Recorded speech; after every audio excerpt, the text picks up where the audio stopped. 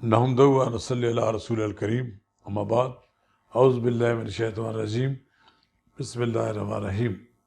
अगर आपने मेरा यूट्यूब चैनल सब्सक्राइब नहीं किया तो इसे अभी सब्सक्राइब कर लें, इसे लाइक करें और इसे अपने अहबाब के साथ शेयर करें।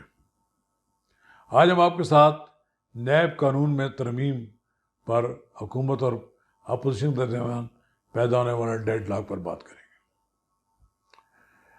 ये बात तो किसी से ढकी छुपी नहीं कि ये नैब कानून जनरल परवेज़ मुशर्रफ ने सियासी मुखालफिन की बाजू मरोड़ने के लिए, उनकी गर्दन दबोचने के लिए, उनकी सियासी वफादारियों को तब्दील करने के लिए और अपनी हुकूमत को मुस्तहकम करने के लिए ये नैब का कानून बनाया था।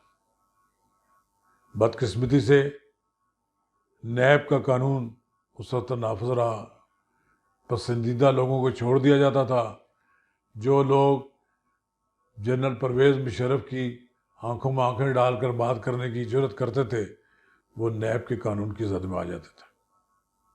खैर, ये नैब का कानून मियाँ नवाज शरीफ के ज़माने में भी रहा।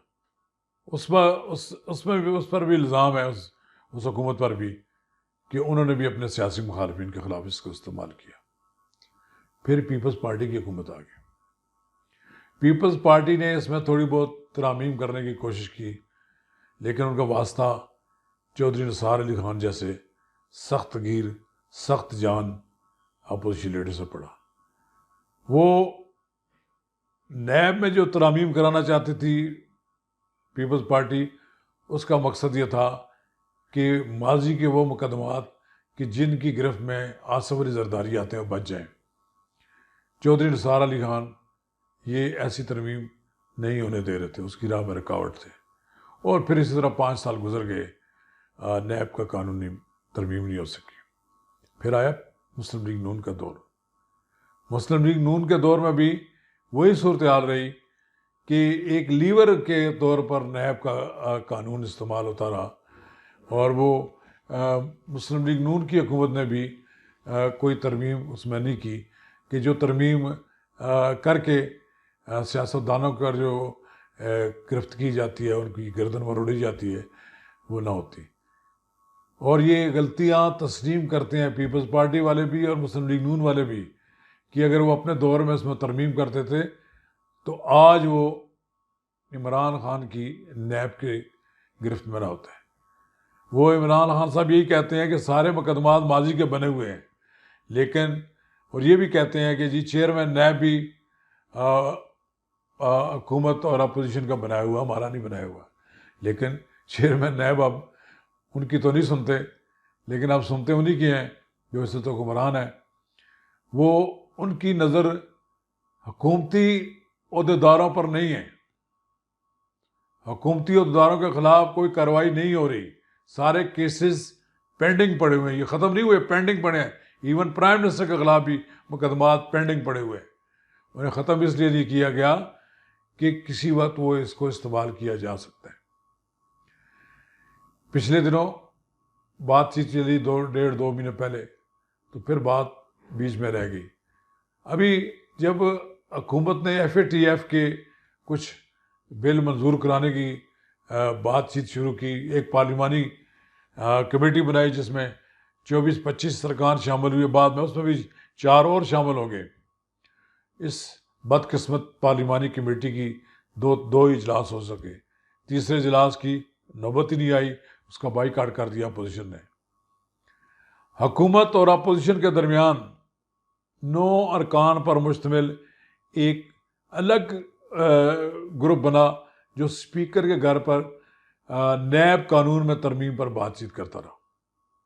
बकौल शाह महमूद कुरैशी साहब के बकौल के 35 तरामीम अपोजिशन की जानब से पेश की गई। 1 बाई 1 सारी डिस्कस हुई। उसमें कुछ ऐसी चीज़ें थीं जो अपोजिशन ये चाहती थी कि 99 नवंबर से के पहले से केसेस जो हैं वो उस तक बिल्कुल छूट होनी चाहिए। फिर 1 अरब रुपये तक कि करप्शन का इल्ज़ाम हो तो नैब के दायरा से निकल जाए। इस तरह कुछ और चीज़ें थी।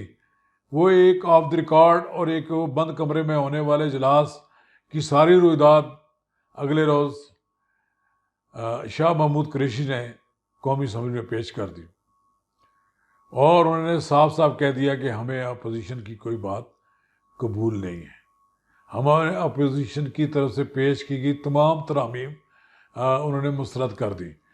असल में मौजूदा हुकूमत नैब कानून में इस हद तक तरमीम करना चाहती है जिससे उनके अपने लोग बच जाएं, यानी कि उनके अपने किसी आदमी के इख्तियार का इस्तेमाल हुआ हो तो उससे अगर कोई माली नुकसान पहुंचा है तो कम अज़ कम वो बच जाए, कि वो ये कहा जाए कि उन्होंने बदनीति से नहीं किया था इसलिए उनके खिलाफ कोई कार्रवाई ना की जाए। तो ख्वाजा आसिफ ने तो बड़ी ज़बरदस्त बात कही। उसने कहा कि अब आप ना करें, इस कानून को इसी तरह रहने दें। असर का टाइम तो हो चुका है और मगरब का टाइम होने वाला है, इसके बाद आपकी बारी है। हमने तो तकलीफ उठा ली है जो उठानी थी, 2 साल गुजार दिए, साल 2 साल और गुजार देंगे या इससे पहले ही हुकूमत ख़त्म हो जाएगी, फिर इनकी बारी होगी कि इनका हिसाब किताब होगा, क्योंकि इनके खिलाफ भी 8-10 बड़े केसेस मौजूद हैं जो नैब जो है टेकअप नहीं कर रही। अब डेड लॉक हो गया है। डेड लॉक के बाद हुकूमत ने आओ देखा ना ताओ देखा और फैसला किया कि जनाब हमने ज़बरदस्ती और अपनी तौर पर पूरी ताकत का इस्तेमाल करके पार्लियामेंट के जॉइंट सेशन से बिल मंजूर करवा लेने हैं जो FATF ने कहे हैं। लेकिन हुआ ये कि जिस शाम को इन्होंने पार्लियामेंट का इजलास बुलाने के लिए समरी प्रेसिडेंट को भिजवाई, पसे पर्दा हुकूमत, अपोजिशन और एस्टेब्लिशमेंट के मुज़ाकरात होते हैं। बिल आखिर उन कुव्वतों ने अपोजिशन को वो 2 बिल FATF के मंजूर कराने पर आमादा कर लिया, लेकिन तीसरा बिल वो ऐसा बिल था जिसके तहत 90 दिन की गिरफ्तारी डाल दी जाए तो कोई अदालत नहीं पूछ सकती और किसी आदमी को उठा के ले जाए कोई नहीं पूछ सकता था। इस तरह की कोई ऐसी उसमें शिकें थी। तो अपोजिशन ने हुकूमत को बताया कि ये जो आप अपने हाथ काट रहे हैं कल ये आपके साथ भी ऐसा ही होगा। फिर वो ना ये FATF ने ये डिमांड की इस तरह का कानून बनाने की, बिल आखिर वो तो वापस ले लिया। रात 2 बजे कौमी असम्बली का इजलास बुलाने का नोटिफिकेशन जारी हुआ। रात 2 बजे कौमी असम्बली के सेक्रेटेरिएट से अरकान को इतला दी जानी शुरू होगी कि शाम 4 बजे कौमी असम्बली का इजलास हो रहा है।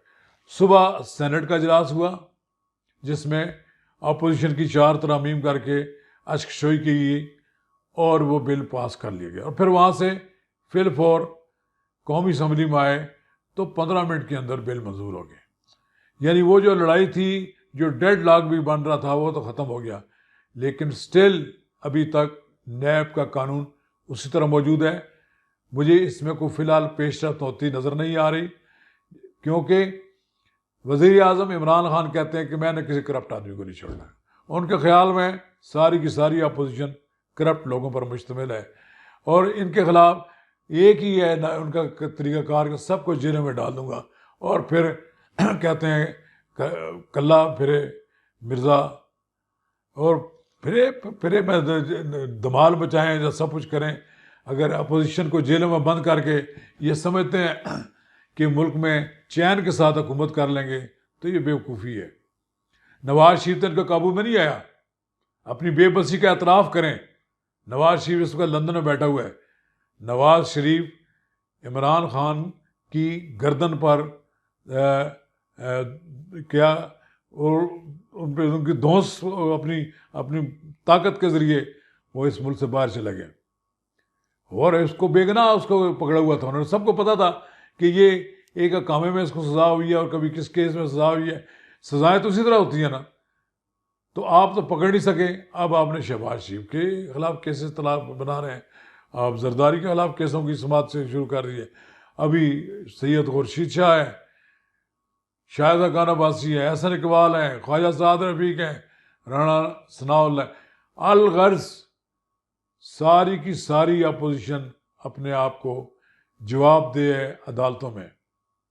आपका कोई आदमी इस वक्त अदालत में नहीं है, आप खुद पेश होने के लिए तैयार नहीं है। आप किसी अदालत में आपके खिलाफ एक केस किया हुआ है हद के इज़्ज़त का शहबाज शरीफ ने, आप उसमें पेश होने के लिए तैयार नहीं है। इसी तरह आपके खिलाफ एक फंडिंग, गैर मुल्की फंडिंग का केस है पीटीआई के खिलाफ, उसकी समाअत नहीं होने दे रहे। तो इसलिए मैं ये समझता हूँ कि नैब का कानून ख़त्म कर दें, इसके लिए कोई ऐसा कानून बनाएं कि जिसमें एक ऐसा कमीशन बना हो कि जिस पे लोगों का एतबार हो और जिसकी मुद्दत भी तयन हो कि जनाब ये इतने अरसे में वो फैसला कर लिया। अभी सुप्रीम कोर्ट ने एक बड़ा अच्छा फैसला किया है कि 120 जजों की तकर्री के लिए कहा है। हमारे पास कहती है हुकूमत पास पैसे नहीं है। पैसे क्यों नहीं है? जब आप करप्शन के लोगों को पकड़ते हैं, उनसे पैसे वसूल करते हैं, तो लगाएं इनके जजों की तनख्वाहों पर पैसे। करोड़ों रुपए लगेंगे, मुझे मालूम है इस बात का कि बहुत ज़्यादा खर्चे हैं, लेकिन ये साल लोगों को हुकूमत खानों में डाले ना रखें, बल्कि इनके फैसले तेज़ रफ्तारी से हों। और ये नैब का एक काला कानून है, लोगों की सियासी वफादारियाँ तब्दील करने का जो तरीक़ाकार है, इसको ख़त्म होना चाहिए। एक शफाफ, आज़ाद और बिल्कुल जिस पर लोग ट्रांसपेरेंट के साथ तक हो कि लोगों का उस पर एतबार हो, ऐसा मुनसिफाना एहतसाब का निज़ाम होना चाहिए। शुक्रिया।